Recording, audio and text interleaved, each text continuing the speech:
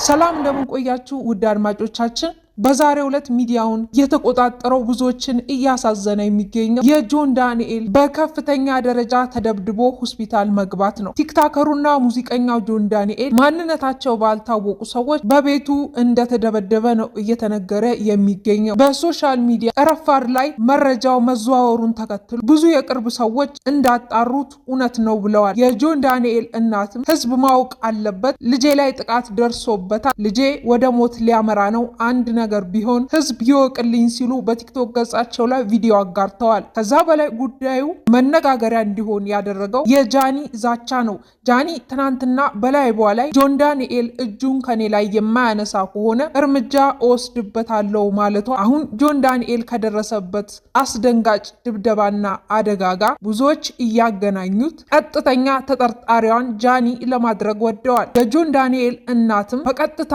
ጉዳዩን ወደ ጃኒ ባይወስዱ ከሀገረ አሜሪካ ሆነው የጆን ዳንኤል እናት ልጄ ላይ ጥቃት ደርሶበታል፣ ልጄን ሊገሉት ሞክረዋል፣ ታዲያ ተጠያቂው ማን እንደሆነ የኢትዮጵያ ህዝብ ይወቅልኝ፣ ልጄ አንድ ነገር ቢሆን ህግና የኢትዮጵያ ህዝብ ማወቅ አለበት ብዬ ስላሰብኩ ነው መረጃውን በቲክቶክ ገጼ ለማጋራት የወደድኩት ብለዋል። አስቴር የተባለችው የጆን ዳንኤል እናት ይህ መረጃ ለህዝቡ በቲክቶክ ገጽ ላይ ይቀመጥ ብላለች። ታዲያ ከዛ በኋላ ቲክቶኩ ተደበላልቋል። ሶሻል ሚዲያው ከፍተኛ ውጥረት ውስጥ ገብቷል። ጆን ዳንኤል በዚህ ሰዓት በኢትዮ ጠቢብ ሆስፒታል ከፍተኛ ክትትል ውስጥ ገብቶ ክትትል እየተደረገለት እንዳለ ተሰምቷል። ፖሊስ ጉዳዩን እንደያዘውና ጉዳዩን በጥልቀት እንደሚመረምር ለኢትዮጵያ ህዝብ ቃል የገባ ሲሆን እስካሁን ተጠርጣሪ ነው ያለ የያዘው አካል እንደሌለና ጆን ዳንኤል በትክክል ነገሮችን ማስታወስ እና መናገር ሲችል ጆን ዳንኤልን ጥያቄ አቅርበውለት ተጠርጣሪውን እንደሚይዙ ተናግረዋል። ጆን ዳንኤልን ማን ነው እንዲህ ያደረገው? ከሰሞኑ ከጃኒ ጋር በተፈጠረው ሰጣ ገባ በሶሻል ሚዲያ መነጋገሪያ ሆኖ እንደቆየ የሚታወቅ ነው።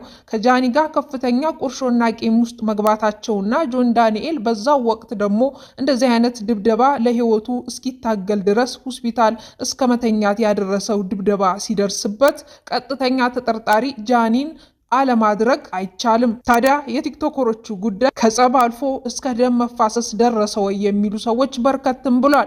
ይህ ቲክቶክ የተባለ ሶሻል ሚዲያ በኢትዮጵያ በሀገራችን ከገባ በኋላ ወጣቱን እያባላና የሀገራችንን ባህል እሴት አንድነት እየሸረሸረ ወጣቱን እያባላ የመጣ ሰይጣናዊ ሶሻል ሚዲያ ነው እየተባለ ይገኛል። ታዲያ የዚህ የሶሻል ሚዲያ ውጤት የጃኒና የጆን ዳንኤልን ጉዳይ መመልከት በቂ ነው። ጆን ዳንኤል በዚህ ሰዓት ለህይወቱ የማያሰጋው ሲሆን ወደ ሆስፒታል በሄደበት ሰዓት ግን ለህይወቱ አስጊ ደረጃ ላይ እንደነበረና በአምቡላንስ ታፍሶ እንደተወሰደ ነው የአካባቢው ሰዎች በጆን ዳንኤል በሚኖርበት አፓርትመንት ህንፃ ላይ የሚኖሩ ሰዎች የተናገሩት። አሁን ላይ ጆን ዳንኤል በህመም ውስጥና በሰመመን ውስጥ ቢገኝ ህይወቱ ግን ከሞት ተርፋለች ተብሏል። ጆን ዳንኤል ሲነቃና ነገሮችን ማስተዋል ሲጀምር የሚናገረው ነገር በጉጉት እየተጠበቀ ይገኛል። ጃኒ በግሏ በዚህ ጉዳይ ምንም አይነት ምላሽ ከመስጠት ተቆጥባለች። ብዙ ሰዎች ድርጊቱን አንቺ ነሽ ወይ የፈጸምሽው በማለት በኢንስታግራም በቲክቶክ ገጾቿ ላይ ቴክስት ሲጽፉላትና ቪዲዮ ወደ እሷ ሲያጋሩ ቆይተዋል። ጃኒ ለጊዜው ወንጀለኛ ባትባልም ተጠርጣሪ የሚለውን ቦታ ትወስዳለች። ምናልባትም ሌላ ከጆን ዳንኤል ጋር ቁርሾና ቂም ያለበት ሰው ካለ ምናልባትም እሱ ይህን ድርጊት ፈጽሞት ሊሆን ይችላል። በብዛት ግን የመጀመሪያዋ ተጠርጣሪ ጃኒ ነው የምትሆነው። ጆን ዳንኤል ጃኒ የድሮ ፍቅረኛው እሱ እስር በነበረበት ሰዓት በሌላ ወንድ ቀይራው አሸሼ ገዳሜ ስትል መቆየቷ የሚታወስ ነው። ታዲያ በዚህ ከፍተኛ ቅናት ያደረበት ወጣቱ ጆን ዳንኤል ጃኒን ሲያስቸግራትና ሲበጠብጣት እንደነበር የሚያሳይ መረጃዎች በቅርብ ቀናት ጃኒ አውጥታለች። እሱም በግሉ ጃኒ እኔን ትወደኛለች ማለቱ ከአዶናይ ጋር ሆና እኔን ታስባለች ማለቱ የሚታወቅ ነው። ጃኒ ጆን ዳንኤልን ከተውኩት ቆይቷል፣ አሁን ልቤ ለሌላ ሰው ነው የሚመታው፣ ለጆን ዳንኤል ከእህትነት በቀረ የቀረኝ ምንም አይነት ፍቅር ስሜት የለም ብላለች። ጆን ዳንኤል ግን አይ እኔን ትወደኛለች፣ አሁንም እንድንለያይ አትፈልግም በማለት ምላሽ ሲሰጡና ቃላትን ሲወራወሩ እንደቆየ የሚታወቅ ነው። ታዲያ ጉዳያቸው በዚህ ተነስቶ አሁን ያለበትን ደረጃ የደረሰ ይመስላል።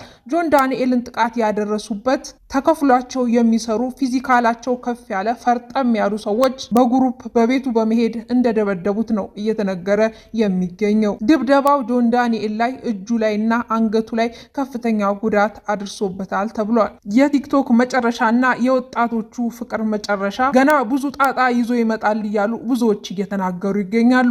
ጆን ዳንኤል ከነቃ በኋላ ጃኒ ናት ካለ የሚፈጠረው ሌላ መዘዝ ደግሞ ብዙዎችን አስፈርቷል። እጅግ ያሳዝናል። በአንድ ወቅት አብሮ ሲሰሩና ፍቅራቸውን ለኢትዮጵያ ሲያሳዩ የቆዩ ወጣቶች አሁን ለደም የሚፈላለጉ ጠላቶች መሆናቸው እጅግ ያሳዝናል።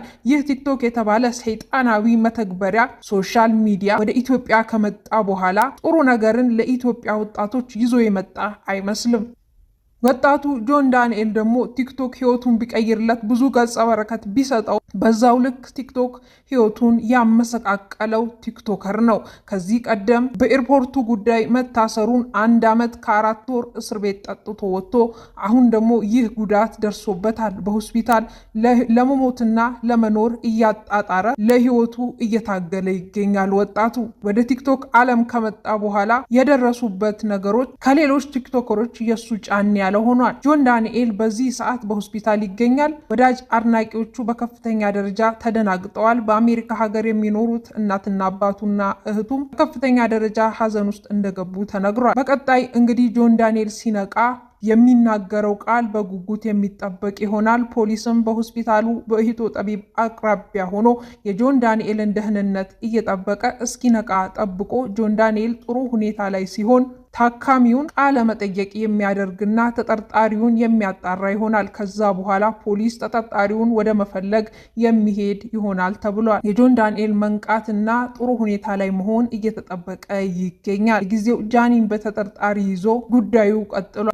ለጆን ዳንኤል ወዳጅ አድናቂዎች ጆን ዳንኤል ወደ ጥሩ ሁኔታ እንዲመለስና ጤናው እንዲመለስለት መልካም ምኞቴን እየገለጽኩኝ በቀጣይ ይህ እጅግ አንገብጋቢና ወሳኝ ጉዳይ ነው በማህበራዊ ትስስሩ ላይ ታዲያ በዝርዝር የጆን ዳንኤልን ቃል የምናጋራችሁ ይሆናል።